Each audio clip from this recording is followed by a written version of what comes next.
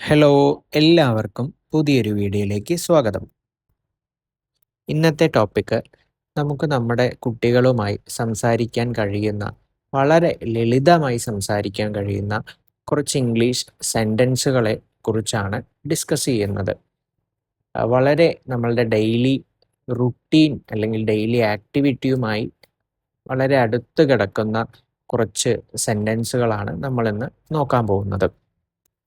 പലപ്പോഴായി നമ്മൾ മലയാളത്തിൽ സംസാരിക്കുന്നതിനു പകരം കുട്ടികളുമായി ഇംഗ്ലീഷിൽ വളരെ ലളിതമായ ഇംഗ്ലീഷ് സെൻറ്റൻസുകൾ അവരോട് സംസാരിക്കുകയാണെങ്കിൽ ഗ്രാജ്വലി അത് അവരുടെ ഇംഗ്ലീഷ് സ്പീക്കിംഗ് കപ്പാസിറ്റിയെ വളരെയധികം ഇംപ്രൂവ് ചെയ്യും.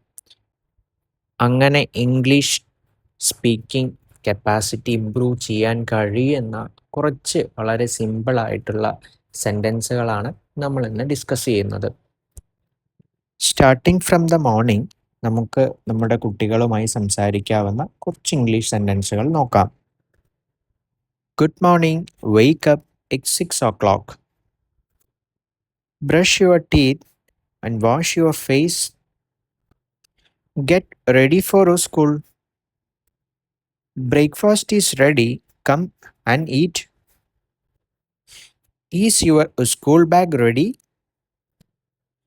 Did you take your lunchbox and water bottle?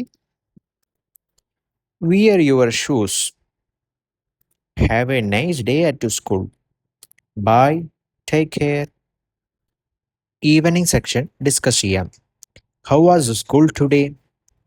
Wash your hands and change your clothes. Come and have your tea and snacks. Do you have any homework today? Go and play, but come back by 6:30. Finish your homework and you can watch TV for 1 hour. Dinner is ready. Come and eat. Brush your teeth. It's time to sleep. Good night. ഇന്നത്തെ topic എല്ലാവർക്കും ഇഷ്ടമായെന്ന് വിചാരിക്കുന്നു.